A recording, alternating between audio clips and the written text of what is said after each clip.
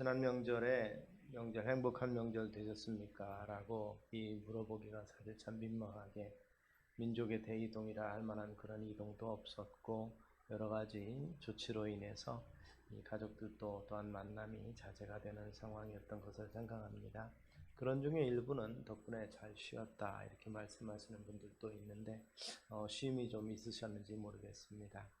어쨌든 간에 이 코로나로 인해서 여러 가지 우리가 이 예배도 제약을 받고 생활 환경도 제약과 통제가 되는 상황 속에서 그래도 남에게 피해 주지 아니하고 나도 스스로 조심하도록 하기 위해서 협력하고 함께 해 나가는 과정 가운데서 신속하게 백신 문제도 해결이 되고 치료제도 잘 이제 개발도 되고 적용이 잘 돼서 이 어려움으로부터 함께 극복할 수 있는 날이 속히 올 수 있게 되기를 소망합니다.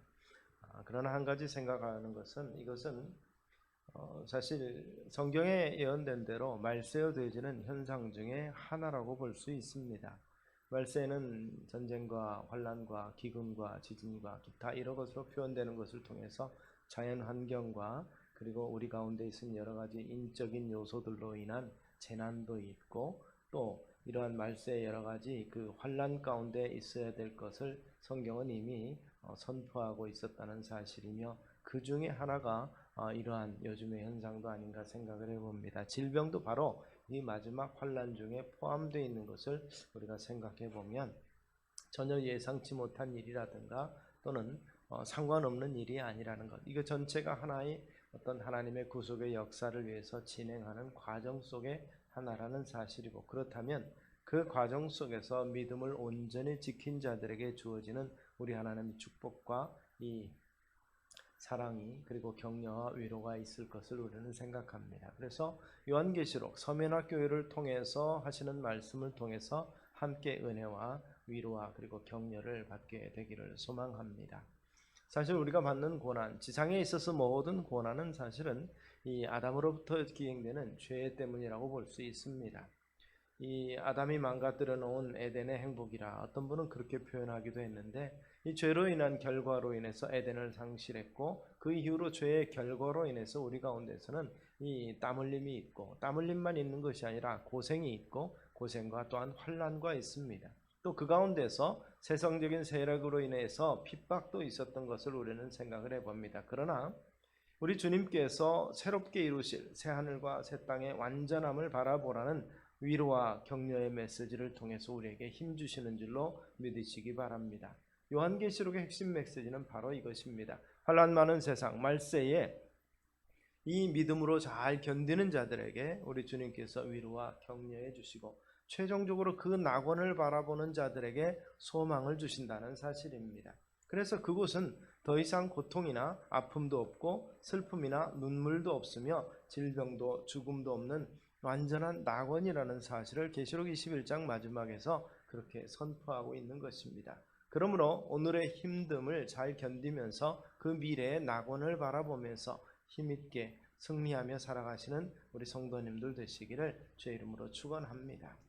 오늘 서문학교회를 향한 메시지 중에서 이 서문학교회가 어떤 교회인가를 먼저 한번 생각해 볼 필요가 있습니다. 이 서머나, 지금은 이즈미르 지역인데 그 당시에 서머나는 이 도시는 당시 소아시아의 3대 도시 중에 하나에 들어갈 만큼 부유한 곳이고 교역이 활발한 곳이며 또한 아름다운 곳이었습니다.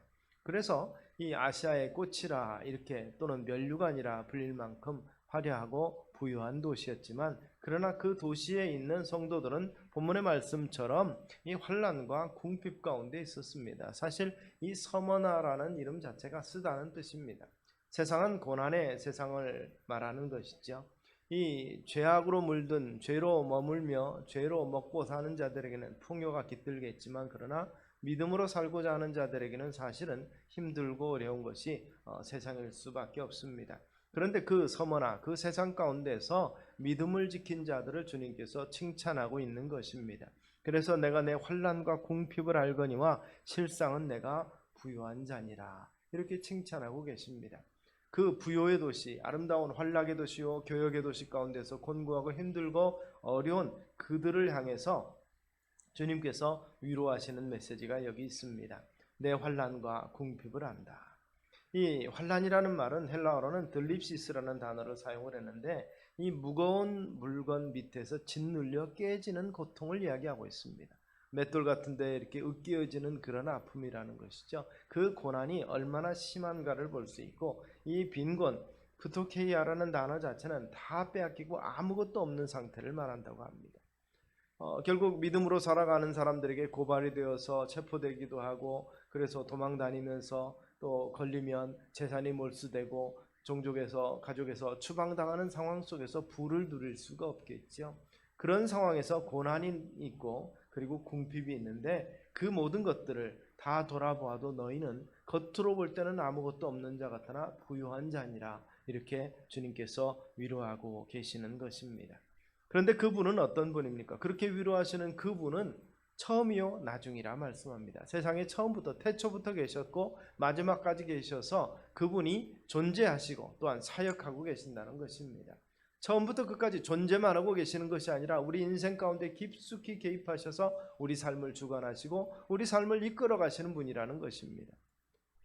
그래서 그분의 사역은 뭡니까? 그분은 우리를 위해서 죽음의 권세를 깨뜨리신 분입니다. 죄와 허물로 죽은 우리를 살리기 위해서 친히 십자가에 달려 돌아가시고 사흘 만에 부활하심으로 죽음의 권세를 깨뜨리시고 마지막에 구원이 완성될 때까지 최종적인 심판으로 오실 때까지 사역을 멈추지 아니하시는 분입니다. 그 사역의 중심에는 바로 우리가 있습니다. 하나님의 백성들 교회가 있습니다. 교회를 사랑하셔서 끝까지 변치 아니하시고 그들과 함께하며 이 교회를 위로하시고 격려하시고 최종적으로는 상 주실 이심을 이 성경은 분명히 선포하고 있고 본문도 그 말씀을 하고 있습니다. 처음과 마지막이다. 그리고 죽음에서 일으키신 죽었다가 살아나신 그분께서 교회를 지키실 것이며 성도들과 함께하시며 능력으로 지금도 역사하신다는 사실입니다. 이 사실로 말미암아서 위로 얻으시고 마지막에는 상 주시겠다고 약속하신 것을 우리가 기억하시기를 바랍니다. 우리를 향하신 예수님의 사랑은 영원토록 변함이 없습니다.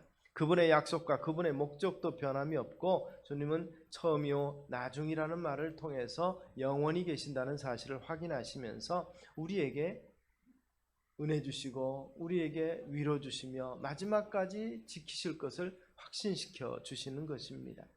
사도요한의 수제자로 서머나교회를 담임하게 되었다 순교하게 된 폴리캅이 나중에 순교하게 될 때 그런 고백을 합니다. 예수님은 지난 86년 동안 단 한 번도 나를 서운하게 하신 적이 없었습니다. 송명의 시는 그런 그 시를 통해서 우리가 노래로 익숙한 것이 있죠. 하나님 한 번도 나를 실망시킨 적이 없으시고 언제나 공평과 은혜로 나를 지키셨다. 신실하신 주님을 찬양하는 그의 노래를 우리가 생각해 봅니다. 내가 너를 떠나지도 않을 것이고 버리지도 않을 것이며 약속하셨던 그 주님께서 그 약속을 지키셔서 이후로도 영원토록 나를 지키리라고 확신한다는 고백이 그 속에 있는데 이 같은 고백이 또한 우리의 고백과 동일하게 되기를 주의 이름으로 축원합니다. 우리 주님이 이토록 영원토록 변함이 없으신 분이고 끝까지 우리를 버리지 아니하시고 놓지 아니하실 주님이라면 우리의 믿음 또한 변개치 말아야 될 것입니다. 그분을 힘입어서 우리가 힘을 얻어야 될 것입니다. 사실 이 서머나교회를 향해서 고난과 이 궁핍을 안다고 말씀하시면서 우리에게 그렇게 격려합니다. 사실은 내가 부유한 자라. 하나님의 눈에는 가난한 부자도 있고 부유한 가난뱅이도 있다는 사실을 우리는 기억하시기를 바랍니다. 그래서 예수 믿기 때문에 믿음을 지키기 때문에 그로 인해서 얻어지는 손해와 핍박과 이 모든 것을 겪는 자들에게 새로운 가치 기준을 우리에게 제공해 주십니다. 너희가 갇힌 자를 동정하고 너희 산업을 빼앗기는 것도 기쁘게 당한 것은 더 낫고 영구한 산업이 있는 줄 알미라. 그러므로 너희 담대함을 버리지 말라. 이것이 큰 상을 얻느니라.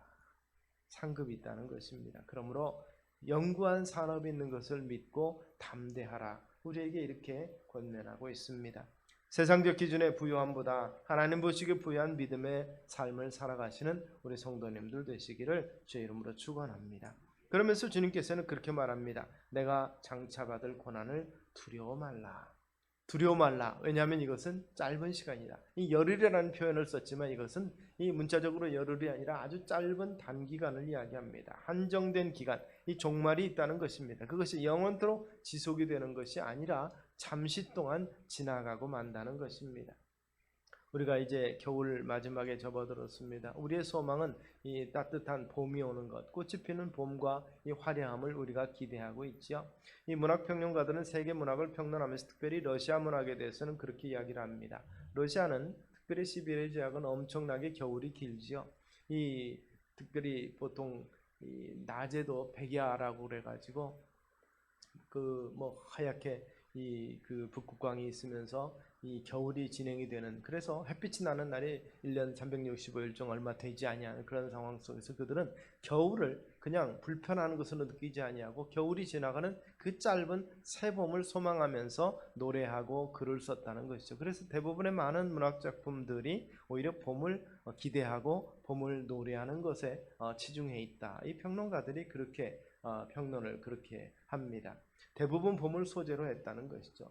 바로 어둠 가운데 있고 곤란 가운데 있고 추운 겨울 가운데 있지만 봄을 기대하는 소망처럼 오늘 우리도 현실의 상황이 어려울지라도 미래의 소망적인 봄을, 영적인 봄을 기대하시는 우리 성도님들 되시기를 바랍니다. 그래서 우리 주님께서 우리들에게 끝까지 믿음을 지키면, 내가 죽도록 충성하면 생명의 관, 생명의 면류관을 주리라고 약속하고 있는 것입니다.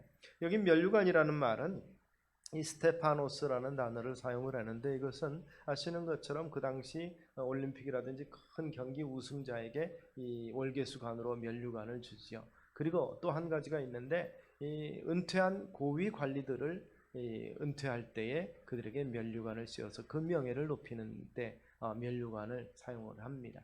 바로 이런 부분입니다.